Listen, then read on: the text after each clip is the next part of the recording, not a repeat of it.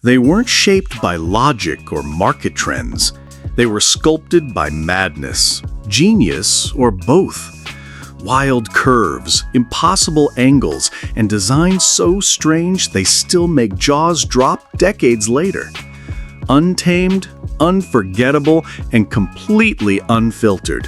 Here are the 12 most unhinged car designs in history.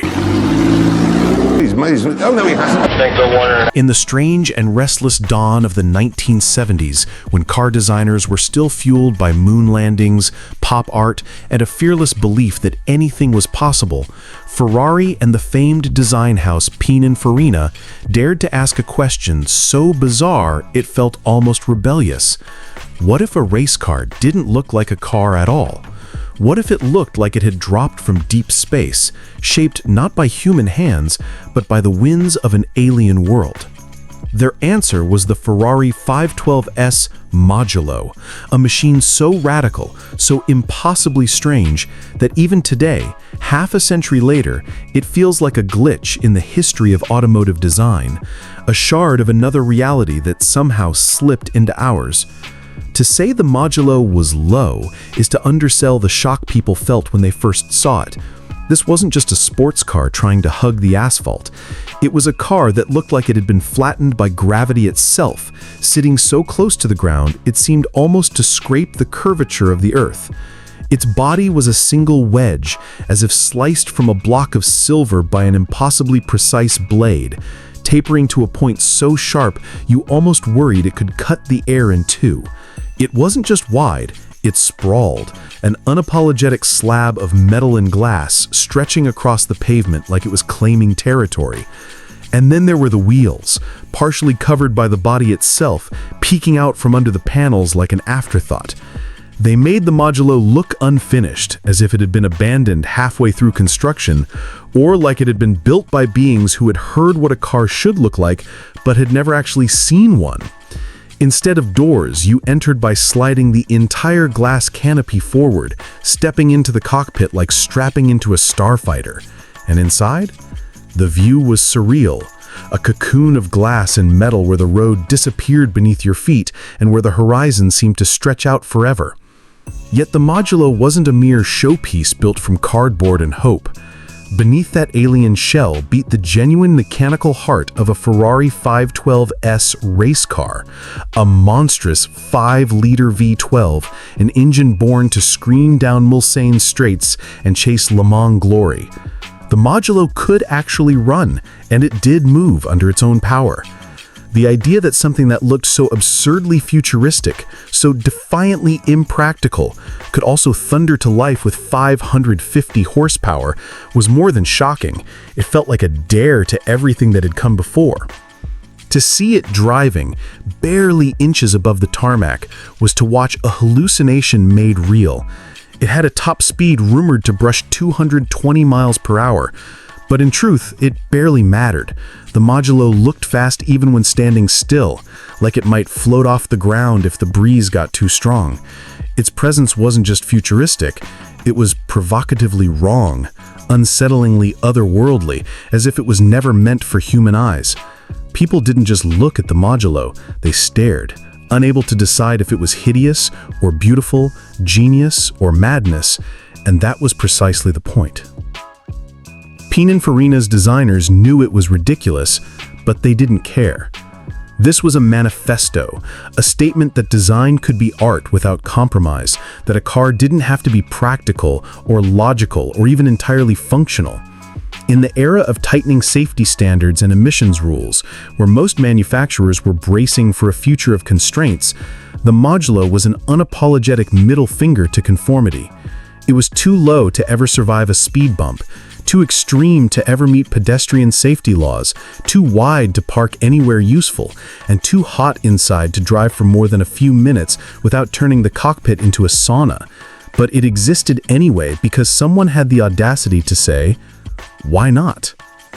And there, perhaps, lies the Modulo's true brilliance. It wasn't trying to be a product. It wasn't trying to sell you on practicality or even on performance numbers alone. It was a concept pushed beyond the point of reason, the rarest form of design, where the purpose is purely to provoke, to question what a car could be, to bend the viewer's mind and make them feel wonder, confusion, even discomfort. It was a functional contradiction, a real Ferrari race car, draped in a body that made it almost unusable, and yet unforgettable. Decades have passed, and even as supercars have grown faster, sleeker, and more extreme, nothing has ever truly come close to the Modulo's alien silhouette. Its wedge shape inspired countless imitators in the 70s and 80s, but none matched its commitment to being completely unhinged. Today it survives as a rolling relic of imagination unbound by market studies or crash test data, a single, irreplaceable artifact from the one time Ferrari and Pininfarina asked, "What if we built something that doesn't belong here at all?" When people see it now, they don't just admire it. They react viscerally, caught between laughter, awe, and disbelief. Because deep down, something about it feels wrong in all the best ways. It's a car that shouldn't exist, that barely does, and yet proves that sometimes the most unreasonable ideas are the ones we remember forever. The Modulo isn't just a piece of history, it's a reminder that the best designs are often the ones that dare to be useless, unsettling, and gloriously, fearlessly unnecessary. Because in that daring, they become unforgettable. In 1955, at a time when the world still looked skyward for inspiration, when the future was painted in chrome, glass, and dreams of supersonic flight, the legendary Italian coach builder Ghia, working alongside Chrysler, crafted something so breathtakingly unrestrained, it still scrambles your sense of what a car even is. They named it the Streamline X Gilda after Rita Hayworth's famously smoldering screen persona, and the choice wasn't coincidence. This was not a car you simply looked at. It was a car that seduced you, taunted you, and left you both awestruck and slightly unnerved. At first glance, the Gilda doesn't seem real. It looks more like a wind tunnel sculpture that someone forgot to disassemble, or a science fiction prop from a lost 50s film about spacefaring aristocrats. Its shape is so sharp and purposeful that it almost hurts to look at. A needle-nosed fuselage so long and low, it feels like it should hover rather than roll. The tail fins don't just echo the jet age, they are the jet age, exaggerated to the point of provocation. They sweep backward with impossible elegance, slicing the air in a gesture that seems to mock gravity itself. And yet, balanced precariously under this sculpture of velocity are wheels so dainty they look like afterthoughts, as if the designers knew perfectly well the Gilda would never need them to actually drive anywhere. The entire silhouette is a contradiction, all aggression and motion, paired with delicate proportions that make it seem too fragile to ever move at all. It's the visual equivalent of whispering while holding a dagger, graceful but menacing. Under the skin, it wasn't an engineering marvel by today's standards. It carried a small displacement four-cylinder, tucked away not to thrill, but simply to allow it to move under its own power when the occasion demanded. And yet, none of that matters, because the Gilda wasn't built to chase lap times or compete with Ferraris or race on Sunday to sell on Monday. It was built to provoke, to inspire, and to drag the imagination kicking and screaming into the wildest dreams of tomorrow. When it debuted on the show circuit, it didn't just turn heads, it stopped entire crowds in their tracks. In an era where even luxury cars still looked like rolling living rooms, the Gilda looked as though it had come here by accident, via a detour from a distant planet. And there, in those stunned crowds, you could see the real purpose of the car, not to be driven, but to be felt. To spark conversations that began with, "What if?" and ended with stunned silence. Imagine standing beside it in 1955. Chrome glinting under showroom lights, bodywork tapering into those fins that stretched so far back they seemed to belong to another dimension. Imagine trying to reconcile what your eyes saw with what your mind insisted couldn't be. Even today, the Gilda is difficult to process because it doesn't fit into the neat timeline of automotive evolution. It feels like it bypassed the decades of gradual change and simply landed, fully formed from a parallel universe where all cars looked like something dreamt up in a fevered sketch at 3 a.m. The brilliance of the Gilda lies precisely in that refusal to be reasonable. Where others saw cars as transport, Ghia saw them as kinetic sculpture, something meant to transcend roads, practicality, and even time itself. The Gilda was too extreme to ever enter production. Safety regulations would have laughed it off the road, and the cost to build even one was ludicrous. But in its impracticality, it became immortal. By daring to be too much, too sharp, too dramatic, it guaranteed that no one could ever forget it. Decades later, even the most outrageous modern supercars and hypercars, with their wings, vents, and carbon fiber cloaks, look cautious next to the Gilda's knife-edged audacity. Because the Gilda wasn't born of committee meetings or market research, it sprang from the mind of designer Giovanni Savanuzzi and the culture of the time where nuclear power, jet supersonic flight, and dreams of tomorrow seemed not only possible, but inevitable. Its legacy isn't measured in sales figures or race wins. It has none. Its true legacy is something more intangible but far more powerful: the sheer nerve to exist. The Gilda dared to suggest that cars could be moving daydreams, that metal could carry poetry, and that design could leap so far ahead of its time it wouldn't catch up for generations, if ever. Today, it still appears in museums and concours events, rolling slowly past crowds who stare as if witnessing something that shouldn't have survived. And when they do, they feel that same uneasy thrill people must have felt in 1955. The realization that someone, once, decided to build not what the world needed, but what it could hardly imagine. That's why the Gilda endures. A perfect, impossible sculpture of speed, frozen forever in the moment when the future seemed limitless, outrageous, and more than a little dangerous. In 1970, at a time when car design was still flirting politely with the future, Marcello Gandini at Bertone decided to throw every rule, every curve, and every whisper of restraint straight out the window.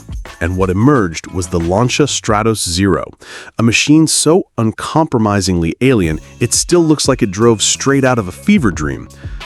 Imagine a single, sharpened slice of metal, impossibly low to the ground, just a hair over 3 feet tall, and shaped not like a car, but like a doorstop for a spaceship. It wasn't designed to look fast or modern. It was designed to look like it shouldn't exist at all. To call it a wedge understates the effect. This was the wedge, the most pure, unapologetic, and brutally geometric expression of that idea ever attempted. The nose tapered to a scalpel-thin edge, almost daring anyone to stand in its way. There were no doors in the conventional sense. You didn't open it so much as invade it. The entire front windshield, hinged at the front, tilted forward like a visor, forcing the driver to clamber in as if entering a fighter jet cockpit or some exotic piece of military hardware never meant for civilian eyes.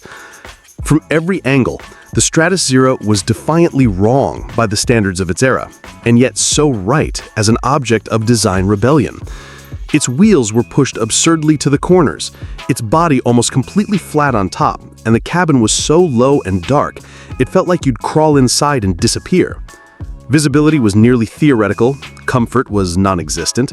It was built around the compact mid-mounted V4 engine from the Lancia Fulvia, and though it moved under its own power, the idea of actually driving it at speed seemed both hilarious and terrifying. And yet, that was the magic of the Stratos Zero. It didn't need to be practical. It wasn't created to fill a showroom or win a race. It was built to punch the audience squarely in the imagination.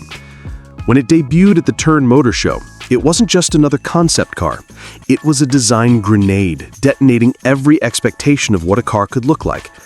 People didn't merely turn their heads, they blinked, shook them, and tried to reconcile what they saw with the definition of automobile they thought they understood.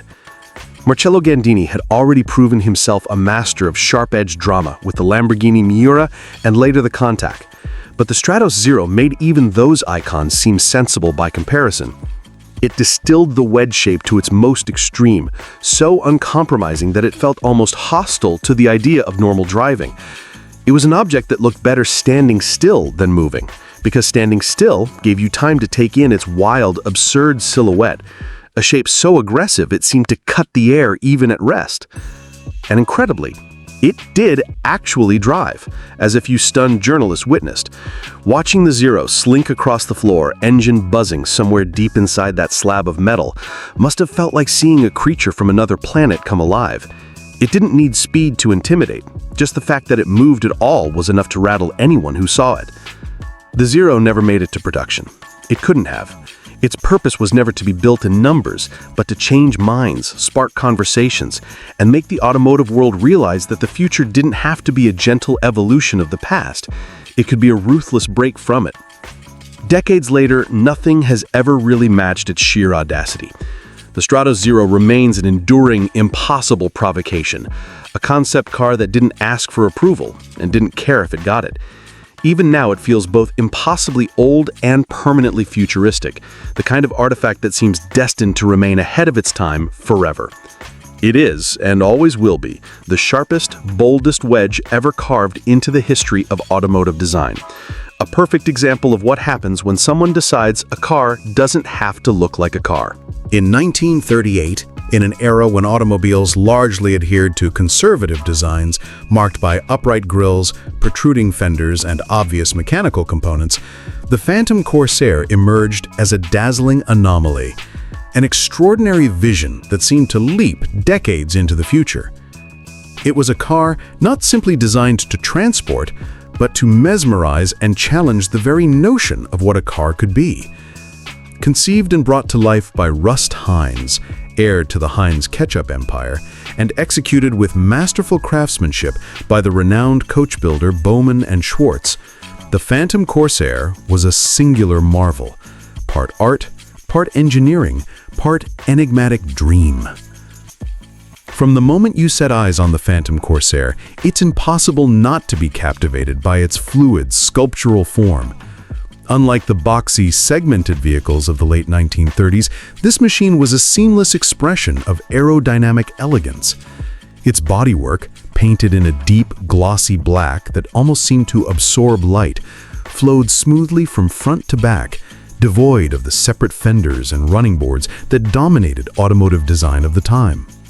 The wheels were stealthily concealed behind extended skirts, making the car appear as if it hovered just above the ground. The absence of visible door handles, replaced with discrete push-button releases, added a layer of mystery and futuristic sophistication to the whole experience. Measuring nearly 19 feet long and weighing in at over 2 tons, the Phantom Corsair was massive, yet it possessed an uncanny grace.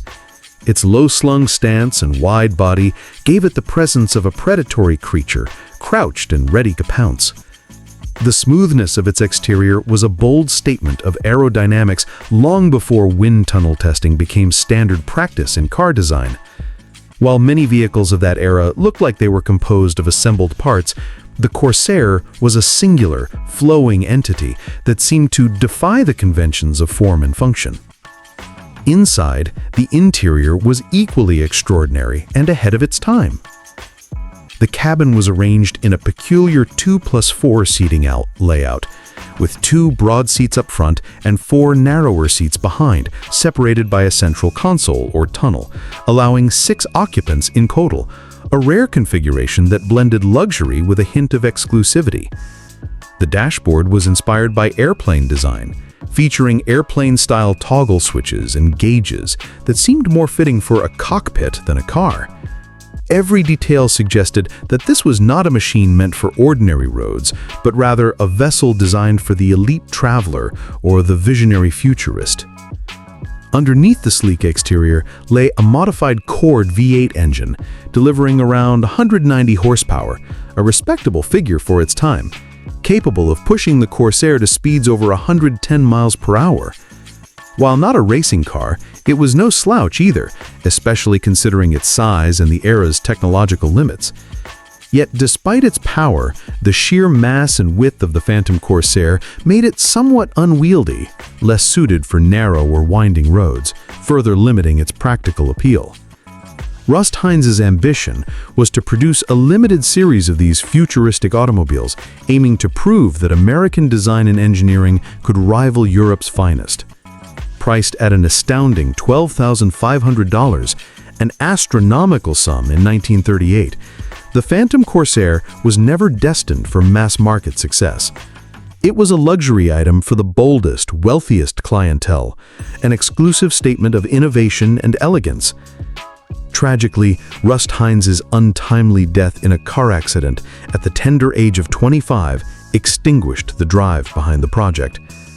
With its visionary patron gone, the Phantom Corsair's momentum stalled, and it never advanced beyond the single prototype stage. The car faded into the shadows, becoming a legend whispered about by car enthusiasts and design historians alike. A phantom, indeed, elusive and unforgettable. Today, the Phantom Corsair remains preserved in a museum, a haunting relic of what might have been. Standing beside it, you sense the audacity of a man who dared to imagine a different future for the automobile. One where form and function merged into a seamless whole, where cars were not just machines, but works of art and symbols of progress.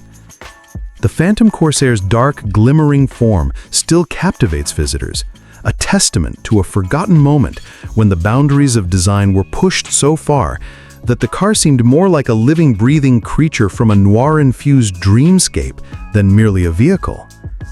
Its story is a powerful reminder of the delicate interplay between vision and reality, ambition and practicality. The Phantom Corsair wasn't just too heavy, too wide, or too expensive. It was a car born from a moment of pure creativity, halted by circumstances beyond design or engineering. It embodies the eternal tension in automotive history between daring innovation and the commercial realities that ultimately determine what hits the road. In that single, impossibly sleek shape, frozen forever in time, lies a story of dreams, of a future that almost came true, shimmering just out of reach. It invites us to imagine what might have been if one man's fearless vision had been given the chance to change the course of automotive design forever. The Phantom Corsair remains a haunting, magnificent ghost of that possibility, a liquid metal legend that still mesmerizes and inspires, nearly a century later. And engineering audacity.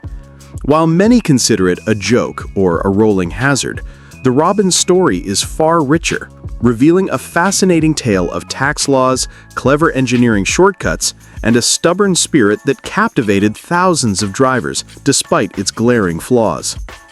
At its core, the Reliant Robin was born out of necessity and opportunity. In 1970s Britain, the government offered steep tax advantages to three-wheeled vehicles, classifying them differently from four-wheeled cars. Reliant seized this chance, designing the Robin with a single wheel up front and two at the rear, an unusual layout that technically classified it as a motorcycle for tax purposes. This meant owners paid lower road taxes and insurance premiums, making the Robin a tantalizing prospect for budget-conscious buyers, especially in a time when fuel prices and economic challenges were on the rise. But while the tax advantages were real, the price to pay was steep in terms of handling and safety. The single front wheel, responsible for steering, created a delicate balance that few other cars faced. During cornering, weight transfer and centrifugal forces easily upset this balance, causing the Robin to tip and sometimes violently flip if the driver pushed it too hard or took sharp turns too quickly. It became infamous for its tendency to roll over, sparking a wave of jokes, memes, and even mockery that cast it as the poster child for automotive instability. Yet, to dismiss the Reliant Robin as merely a rolling hazard misses the fascinating contradictions that made it endure. For starters, the car was a marvel of lightweight design. Its body was made entirely of fiberglass, a material rarely used on mass-market cars at the time. This choice kept the Robin feather light, often weighing less than 1,200 pounds, helping it achieve remarkable fuel economy and nimbleness in city traffic, despite its notorious tipping risk. Unlike steel-bodied cars prone to rust, the Robin's fiberglass shell resisted corrosion, contributing to the survival of many examples decades later. Inside, the Robin was utilitarian but surprisingly spacious given its diminutive footprint. The cabin comfortably seated 2 adults with a simplistic but functional dashboard and controls. The manual transmission required a bit of skill to operate smoothly, and the tiny engine, usually a modest 4-cylinder or even a 2-cylinder in earlier models, never promised excitement, offering just enough power to cruise at sensible speeds. Performance was modest, but the car was easy to park and maneuver in tight urban environments, earning it a niche among city dwellers and drivers who prioritized economy over speed or style. Despite its many drawbacks, the Robin cultivated a loyal fan base that embraced its quirks. Drivers appreciated its low running costs, ease of repair, and the simple joy of driving something so unique. For many, it was a statement, a declaration that owning a car didn't have to mean spending a fortune or driving a conventional vehicle. The Robin's defiant 3-wheeled layout made it a conversation starter everywhere it went, turning heads and often eliciting smiles or bewildered double takes. Over time, the Robin became woven into British pop culture, appearing in television shows, movies, and countless internet memes where it was both celebrated and lampooned for its quirky behavior and infamous tipping risk. Yet beneath the humor lies a genuine affection for the car's eccentric charm and the ingenuity behind its design. It was a vehicle born of necessity and creativity, a product of its time that took advantage of tax loopholes to provide affordable transportation for the masses, even if it came with a hefty dose of risk. The Reliant Robin's legacy is a paradox, simultaneously a warning about the limits of unconventional engineering and a tribute to thinking outside the box. It reminds us that automotive history isn't just about speed records or luxury limousines. It's also about strange, fearless experiments that challenged norms and left indelible marks on culture and memory. While the Robin may have been the car that couldn't turn without falling over, it turned heads in a way no other car dared. And that fearless defiance has cemented its place as one of the most unforgettable and talked about vehicles ever made. In the end, the 1973 Reliant Robin isn't just a quirky 3-wheeler, it's a rolling symbol of audacity, a tiny machine that dared to break the rules, survive relentless mockery, and endure as a beloved oddity in the sprawling, colorful tapestry of automotive history. The 1959 Cadillac Cyclone is not just a concept car. It's a breathtaking manifestation of the optimism, technological fervor, and stylistic bravado that defined America's jet age era. This was a time when the thrill of space exploration, the dawn of supersonic flight, and the atomic age combined to create a cultural explosion of futuristic dreams. And Cadillac, GM's flagship luxury brand, seized this moment to create a vision of automotive science fiction that still stuns today. At its heart, the Cyclone was a rolling symbol of what the future could look like if design and technology were allowed to run wild, unburdened by practicality or cost. Its body was a sculptural masterpiece, an avant-garde blend of flowing curves and sharp angles that echoed rockets and jets rather than the traditional family cars of its time. The most iconic feature, the twin, elongated, pointed nose cones, didn't just give the Cyclone a menacing, missile-like front end. These cones cleverly housed radar sensors, a wildly ahead-of-its-time idea for collision avoidance. In 1959, long before anyone dreamed of adaptive cruise control or automatic emergency braking, Cadillac imagined a car that could sense danger ahead, alert the driver, and potentially prevent crashes. This early nod to safety technology was revolutionary and foreshadowed systems that would become standard half a century later.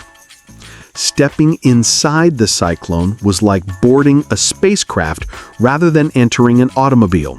Instead of conventional doors, the car featured sliding bubble canopies made of transparent acrylic, lifting gracefully upward to envelop the driver and passenger in a futuristic cockpit. This design not only enhanced visibility and style, but also made a bold statement about breaking away from tradition. No handles, no hinges, just seamless entry into a world of tomorrow.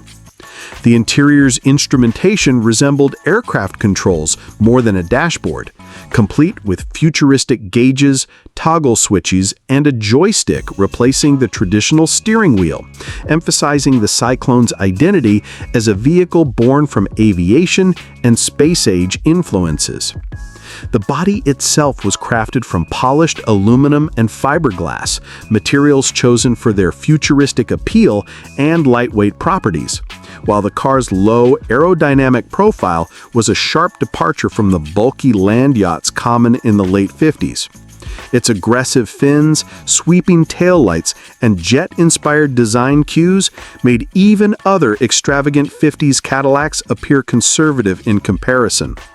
It was a car that didn't just suggest speed and power, it screamed it. Despite its breathtaking design and groundbreaking features, the Cyclone was never intended for production. The engineering challenges of fitting a safe, reliable mini-nuclear reactor or advanced radar system into a road car were insurmountable with the technology of the time, and the expense of mass-producing such an exotic vehicle would have been astronomical. Moreover, the public and regulatory bodies were not yet ready to embrace the radical departure from conventional safety standards and practical design. GM's executives wisely, or perhaps cautiously, decided to keep the Cyclone as a showcase of innovation, inspiration, and showmanship rather than a commercial reality. The car was shown at the 1959 Motorama and became an instant sensation, capturing imaginations and solidifying Cadillac's image as a futuristic leader in automotive luxury and technology. But after the shows, it was quietly tucked away, a gleaming relic of a hopeful future that never quite arrived. The Cyclone remained a one-off, locked behind glass or in storage, a dazzling museum piece rather than a street-legal vehicle. Over the decades, the 1959 Cadillac Cyclone has become a symbol of the peak of American optimism and creativity during a uniquely hopeful period in history. It embodies the era's fascination with the space race, atomic power, and technological progress, all wrapped in the flamboyant styling and excess that characterized post-war American design. The Cyclone's advanced ideas about radar and collision avoidance anticipated the future of automotive safety technologies, proving that sometimes dreams conceived in concept cars become reality many years later. For car enthusiasts and historians alike, the Cyclone remains a compelling vision of what might have been, a car that combined science fiction and real innovation in one breathtaking package. It stands as a tribute to an age when designers and engineers dared to dream big, pushing boundaries so far that their ideas still inspire designers today. The Cyclone wasn't just a car.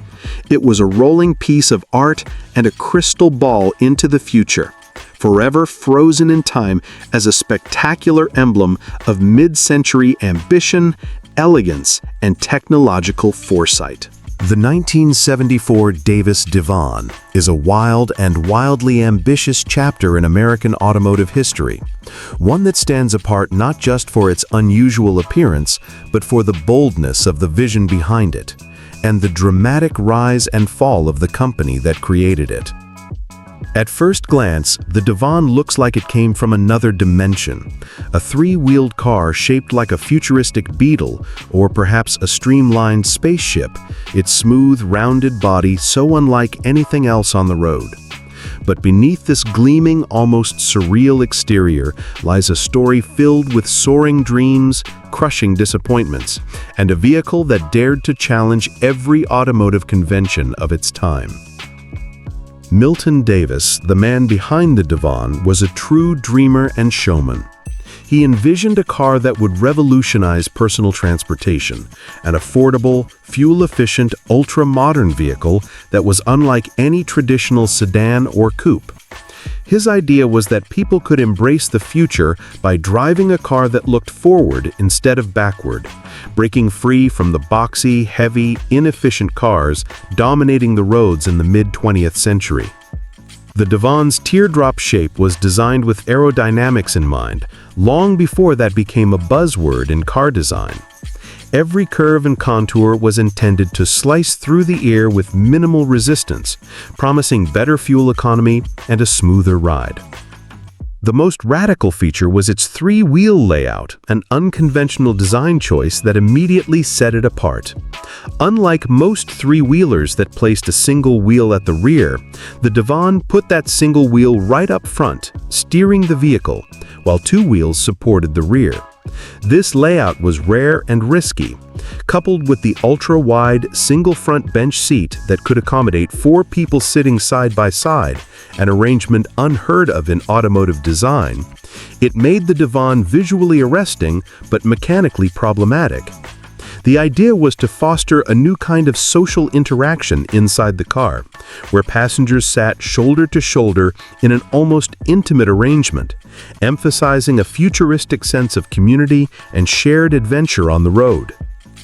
But the Devon's engineering foundation was shaky. The three-wheel configuration, especially with the single front wheel responsible for steering and weight distribution, made the car dangerously unstable at speed or on sharp corners. Drivers frequently experienced tipping or unpredictable handling, rendering it unsafe by any reasonable standard. Suspension and chassis engineering, critical for vehicle stability and safety, simply couldn't compensate for the physical limitations imposed by the design. It was a classic case of a design concept pushing aesthetics and novelty far beyond practical limits. Even as the car was beginning to turn heads and spark curiosity, the Davis Motor Car Company was struggling under the weight of its own ambition. Milton Davis had grand promises for production volumes and affordability, but behind the scenes the operation was plagued by financial troubles, management missteps, and scandal.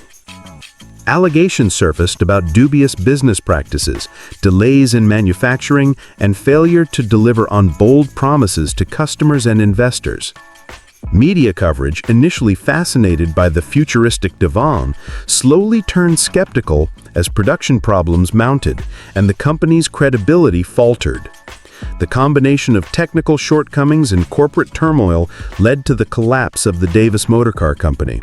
Production ceased abruptly, and only about 18 or 19 Devons were ever completed and sold, making them some of the rarest and most curious vehicles ever to hit American roads. Each surviving Devon is like a rolling piece of forgotten history, a tangible reminder of a dream that burned bright but was extinguished too soon. Their bulbous aerodynamic shapes still mesmerize collectors and enthusiasts who appreciate the daring design and tragic tale behind them. Despite its failure, the Davis Devon's legacy is enduring. It serves as a cautionary tale about the limits of automotive innovation, especially when engineering challenges and business realities collide with visionary ambitions. Yet it's also a tribute to fearless creativity, a car that refused to follow the crowd, daring instead to be unlike anything else, an audacious fusion of future science fiction styling and bold, if flawed, engineering. The Devon story reminds us that automotive history isn't only about the great successes, the icons that sold millions, or the flawless engineering feats. It's also about the wild experiments, the outliers that dared to dream differently, even if they stumbled and fell.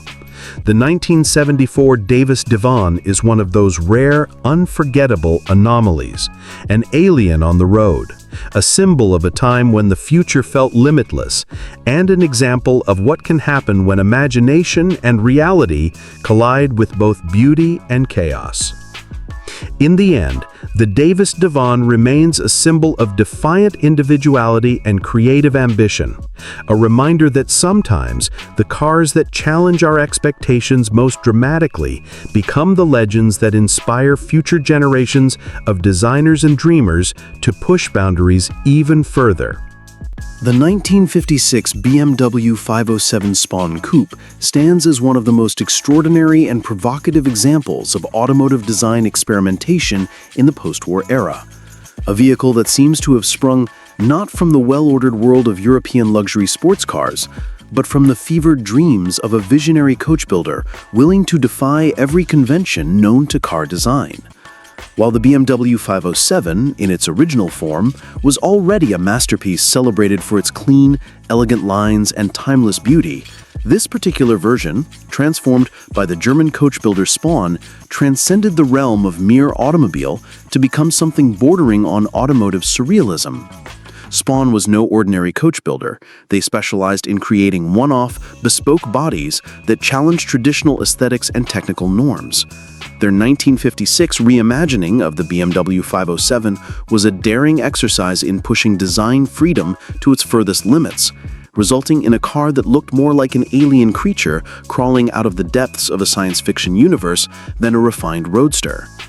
The original's graceful, flowing contours were erased and replaced by an almost chaotic assemblage of sharply exaggerated fins, gaping holes that perforated the bodywork, and strange lumps and bulges that gave the car a bizarrely organic texture, akin to the shell of a monstrous crustacean from an otherworldly ocean.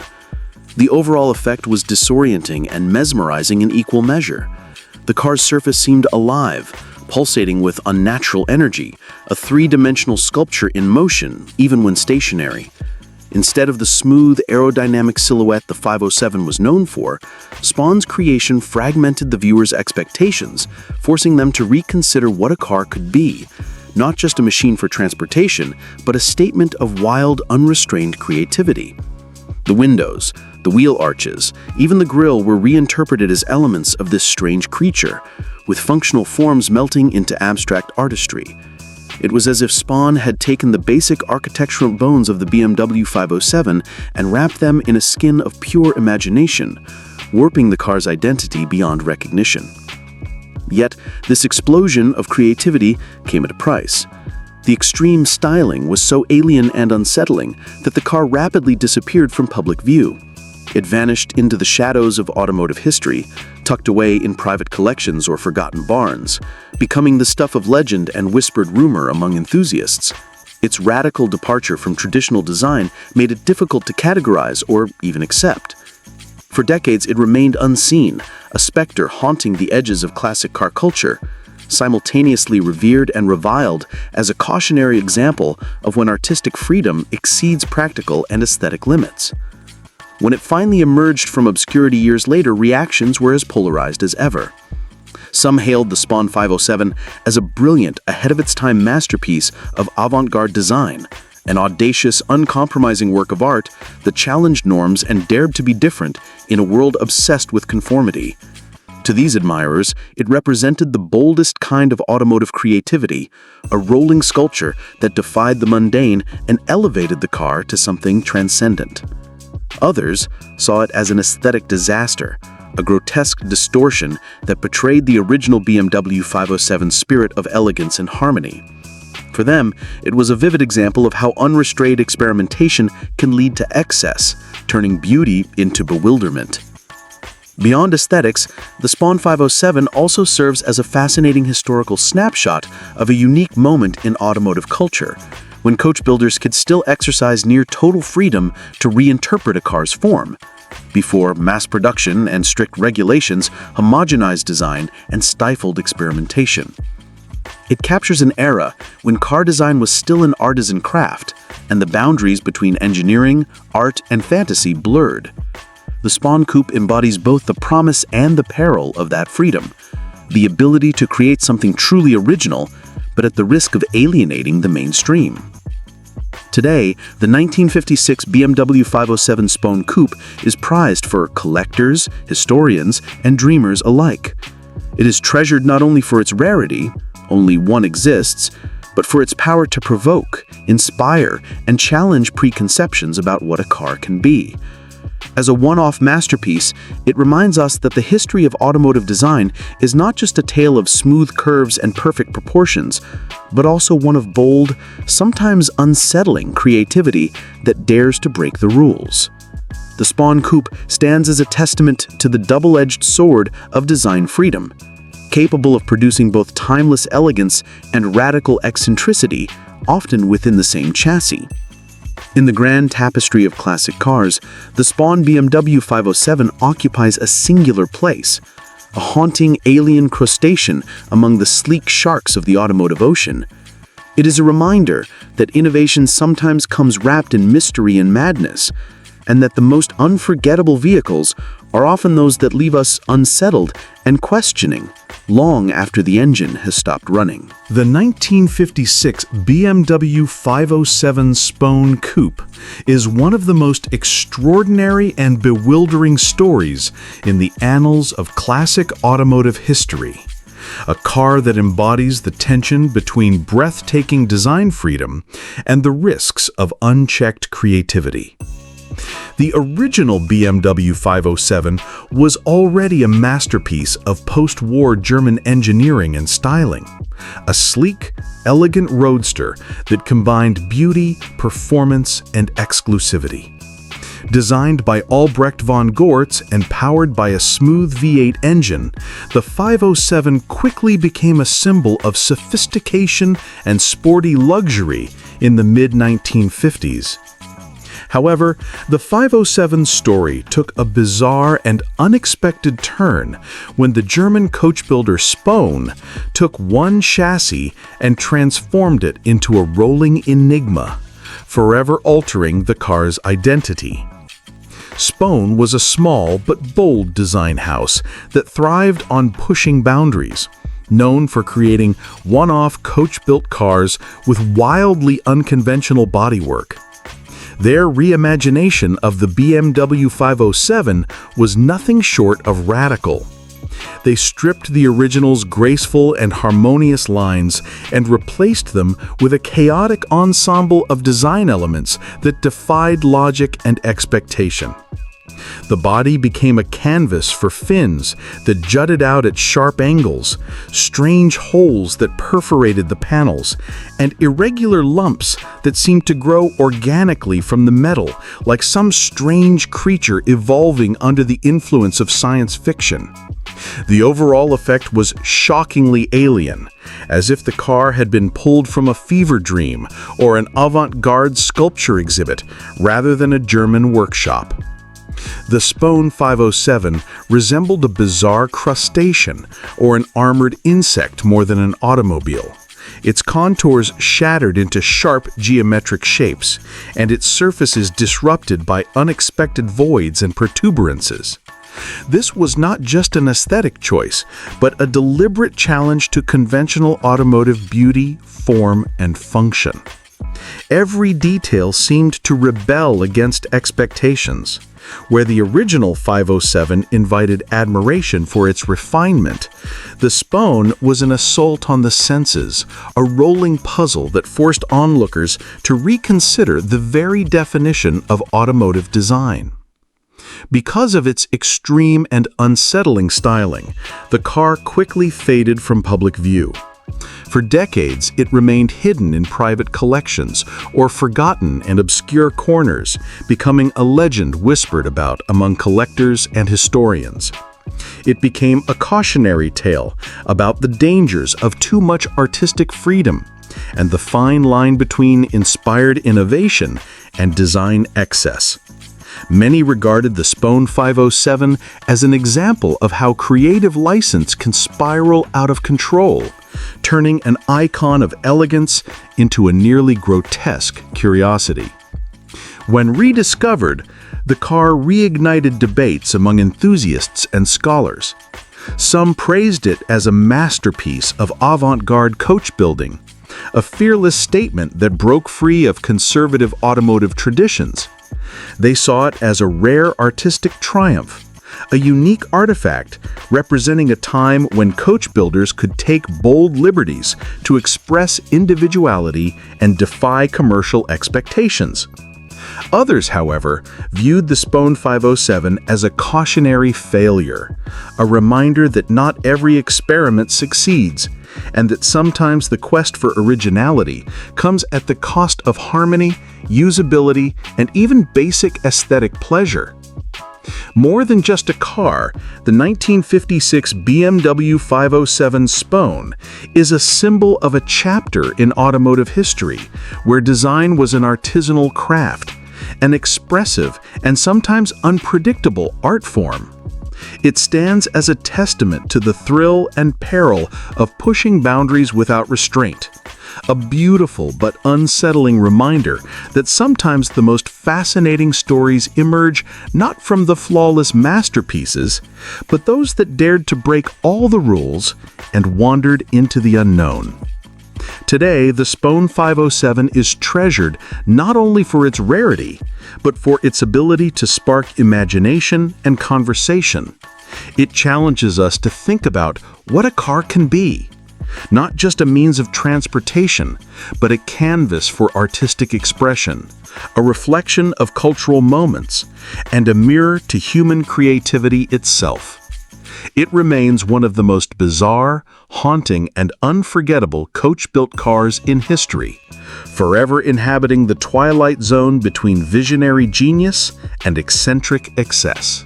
The 1972 Maserati Boomerang is nothing short of an icon in the pantheon of automotive design, a car so radical, so unapologetically avant-garde that it stands as a monument to the fearless creativity of Giorgetto Giugiaro, one of the most influential car designers of the 20th century. Born out of an era when the boundaries of automotive styling were being pushed to their extremes, the Boomerang wasn't just a concept car. It was a visionary leap into a future where angles, planes, and pure geometry replaced curves and softness. Every inch of the car screamed innovation and daring, making it a masterpiece of angular madness and a harbinger of the wedge-shaped supercars that would come to define performance cars for decades. From the moment you lay eyes on the Boomerang, its razor-sharp silhouette commands attention. Unlike the flowing, sensual shapes of many cars in the early 70s, this Maserati was constructed almost entirely from straight lines and flat surfaces that intersected at sharp, almost aggressive angles. The car's profile is so low and wedge-shaped that it looks as if it could slice through the air like a stealth aircraft or a futuristic spaceship hurtling silently through the void. The design is geometric to an extreme degree. The front end is an impossibly sharp point, the sides are clean planes without ornamentation, and the rear is abruptly truncated, reinforcing the sense of speed even at a standstill. It's a design that challenges the eye to follow its sharp edges and try to understand how such a complex shape was even possible to build in metal. Inside the Boomerang, Giugiaro continued to push design boundaries with a cockpit unlike anything else on the road or track. The centerpiece was a truly unique steering wheel, fixed in a central hub so that the driver's hands stayed perfectly aligned in the middle at all times. Rather than moving with the wheel, the instrument cluster, the speedometer, tachometer, and other gauges rotated smoothly around the fixed steering wheel in a mesmerizing and futuristic display. This innovative solution created a cockpit that felt alive and dynamic, transforming the driving experience into something more immersive and interactive. The interior was minimal, yet packed with high-concept details, echoing the sharp geometry of the exterior while emphasizing functionality and driver focus. Despite its striking appearance and advanced ideas, the Maserati Boomerang was never designed for mass production. Its severe angularity and complex construction would have made it prohibitively expensive and difficult to manufacture on a large scale, especially in an era when automotive production favored more conventional forms. Instead, the Boomerang was built as a one-off concept car, unveiled at the Turin Motor Show in 1972 as a statement of pure design ambition and engineering prowess. It was a showcase piece that demonstrated what was possible when creativity was given free rein, inspiring designers and manufacturers around the world to think differently about what a supercar could look like. The influence of the Boomerang rippled through the automotive world for decades. Its sharp-edged polygonal style became a blueprint for many iconic supercars that followed, including Giugiaro's own later work on the Lotus Esprit and the DeLorean DMC-12. Its bold geometry can be seen echoed in the aggressive lines of the Lamborghini Countach, Ferrari Testarossa, and even modern hypercars that continue to emphasize dramatic angles and aerodynamic precision. The Boomerang was more than a concept. It was a design revolution that expanded the vocabulary of car styling and helped usher in a new age of high-performance vehicles that celebrated angularity as much as speed and power. Beyond its aesthetic and technological innovations, the Maserati Boomerang embodies the spirit of an era marked by experimentation, optimism, and a belief that the future could be radically different from the past. It represents a moment when designers dared to dream wildly, engineers pushed technical limits, and the boundaries between art and automotive engineering blurred. The car remains an enduring symbol of what happens when design transcends functionality and becomes a form of expression, challenging perceptions and inspiring generations of enthusiasts and creators. Today, the Maserati Boomerang is treasured by collectors and historians not only for its rarity, only one was ever made, but for the story it tells about creativity and courage in design. It's a timeless reminder that innovation often requires breaking the rules, embracing risk, and imagining something entirely new. Even more than 50 years after its debut, the Boomerang's sharp, wedge-shaped form and rotating instrument cluster continue to captivate and astonish, proving that the boldest ideas are often the most memorable, and that true design legends never fade with time. The 1972 Maserati Boomerang stands as one of the most audacious and visionary concept cars ever conceived, a testament to the fearless creativity of Giorgetto Giugiaro, whose design philosophy reshaped automotive aesthetics forever. In an era when the automotive world was transitioning from the flowing curves of the 60s to the sharper, more futuristic shapes of the 70s, the Boomerang emerged as a radical leap forward, a car that discarded convention and embraced geometry with uncompromising boldness. It wasn't just a vehicle, it was a rolling sculpture, a demonstration of how far design could stretch when unburdened by production constraints and traditional thinking. Every inch of the Maserati Boomerang screamed innovation. The body was a masterpiece of pure angularity, with sharp, precise edges cutting through space like a finely honed blade. Its extreme wedge shape seemed more at home on a spaceship runway than a public street, a flattened arrowhead poised to pierce the air with ruthless efficiency. The roofline dropped steeply, and the flat surfaces met at startling angles, creating a faceted look that played with light and shadow to enhance the car's aggressive stance. The wheels were tucked neatly into squared wheel wells, emphasizing the car's geometric purity. From front to rear, it looked like a vision of the future, conceived in the mind of a visionary artist rather than a conventional automotive engineer. Step inside the cockpit, and the Boomerang continued to challenge expectations. Instead of a traditional steering wheel, Giugiaro designed a fixed central hub with a wheel rim that did not rotate, while the entire instrument cluster spun around it. This unusual and futuristic setup created an immersive driving environment unlike anything else of the time. Gauges and dials circled fluidly in the driver's line of sight, adding to the sense that you were piloting a spaceship rather than a road car. The interior was minimalistic yet purposeful, with sharp angles and clean lines mirroring the exterior design. It was a holistic experience that blurred the line between function and spectacle, marrying bold aesthetics with innovative technology. Yet, despite its groundbreaking design and the excitement it generated at its 1972 unveiling at the Turn Motor Show, the Maserati Boomerang was never intended for production. Its aggressive angles and complex bodywork would have been prohibitively expensive and technically challenging to manufacture at scale. More importantly, it was a pure design study, a concept car meant to inspire and provoke rather than fill dealership lots. Its daring shapes pushed the boundaries of what car manufacturers and the public were prepared to accept, making it a masterpiece of automotive art rather than commercial viability. However, the Boomerang's impact was far-reaching. It served as a bold visual blueprint that influenced countless supercars in the decades that followed. The sharp, wedge-shaped design language, seen in later icons like the Lamborghini Countach, Ferrari Testarossa, and many 1980s and 90s polygonal supercars, can trace their lineage back to the daring lines first displayed on the Boomerang. Its influence extended beyond form, inspiring designers to rethink the relationship between driver and car, cockpit layout, and the integration of futuristic technology in automotive design. In essence, the Maserati Boomerang captures a unique moment in automotive history, when design was an unrestrained form of creative expression, a time when the future was envisioned as a place of sharp edges, bold experimentation, and limitless imagination.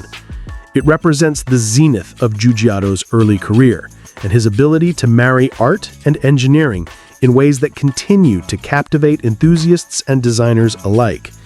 The Boomerang remains not only a stunning piece of automotive history, but a beacon of innovation, reminding us that true progress often requires the courage to defy convention and embrace the unknown. Decades after its debut, the Maserati Boomerang remains an iconic symbol of futuristic design, an impossible gleaming wedge frozen in time, still as provocative and inspiring today as it was when first unveiled. It embodies the eternal allure of visionary concepts, the kind that challenge our perceptions, push technological boundaries, and ignite the collective imagination of car lovers around the world. The 1970 Alfa Romeo Carabo is not merely a concept car, but a seismic shift in the evolution of automotive design. A piece of art that reshaped the very definition of exotic sports cars and left an indelible mark on the automotive world. Conceived by the visionary designer Marcello Gandini at the famed Bertoni Design Studio, the Carabo was born at a moment when the boundaries of car design were being shattered, and the future seemed to beckon with infinite possibilities. This car didn't just break the mold, it obliterated it and reassembled the pieces into something astonishingly new, wild, and unforgettable. From the very first glance, the Carabo commands attention with its razor-sharp, wedge-shaped profile, a silhouette so radical that it looks as if it was cut from a single perfectly flat sheet of metal. Unlike the curvaceous sports cars of the 1960s, the Carabo embraced geometry and precision with an almost aggressive intensity. Its front end was impossibly low and pointed, designed to slice through the air with surgical efficiency. The car's sides converged into hard edges that ran the length of the body, creating an optical illusion of motion even when standing still. The rear deck was dramatically low, barely covering the mechanical heart nestled within, amplifying the car's raw, predatory aura. It was a car designed not just to be seen, but to intimidate, to mesmerize, and to redefine what an exotic sports car could look like. Yet, what truly set the Carabo apart and secured its place in automotive history were its revolutionary scissor doors. For the first time ever, a car featured doors that opened upward, pivoting vertically like the wings of an insect. This design was both a stylistic masterstroke and a practical innovation, allowing easier entry and exit in cramped spaces, while simultaneously delivering an unmistakable wow factor. The doors, with their elegant yet aggressive motion, seemed almost alive, transforming the car into a living creature ready to spring into action. This was a bold, unprecedented statement that would later become a hallmark of some of the most iconic supercars in history. From the Lamborghini Countach to modern hypercars, the Carabo's scissor doors didn't just influence design, they became a symbol of futuristic automotive daring. Underneath its groundbreaking design, the Carabo was built on the chassis of the Alfa Romeo Tipo 33, a racing car renowned for its agility and engineering excellence. The heart of the Carabo was a mid-mounted 2.0-liter V8 engine, a testament to Alfa Romeo's racing pedigree and engineering prowess. This placement wasn't merely a technical choice. It was a key factor in the car's balance, handling, and the visceral driving experience it promised. The Carabo combined this raw mechanical capability with an advanced aerodynamic form, resulting in a vehicle that was as much a technical marvel as it was a visual spectacle. The influence of the Alfa Romeo Carabo rippled through the automotive world like a thunderclap. It single-handedly ignited the wedge-shaped design revolution of the 1970s, inspiring countless supercars and concept cars to adopt sharper lines, aggressive stances, and bold geometric forms. Designers and manufacturers saw in the Carabo a new language of speed and performance, one that emphasized angularity, precision, and a fearless embrace of the future. The wedge became synonymous with power, technology, and cutting-edge style, largely thanks to the trailblazed by this remarkable concept. Yet, despite its brilliance, the Carabo was never meant for production. Its extreme design would have posed enormous manufacturing challenges and likely struggled to meet safety and regulatory requirements. It was in essence a pure design exercise, an exploration of form and function pushed to their most radical limits. But its legacy far surpasses any practical considerations. The Carabo stands as a shining beacon of what automotive design can achieve when unrestrained by convention or compromise. Today, the Alfa Romeo Carabo is revered not just as a car, but as a cultural icon, a masterpiece of design that embodies the spirit of innovation, rebellion, and boundless imagination. It reminds us that the future of the automobile is not just about technology or performance, but about daring to dream differently, to break the rules, and to create something truly unforgettable. The Carabo's sharp edges, soaring scissor doors, and fearless attitude continue to captivate enthusiasts, designers, and dreamers alike, standing as a timeless symbol of automotive artistry and visionary creativity.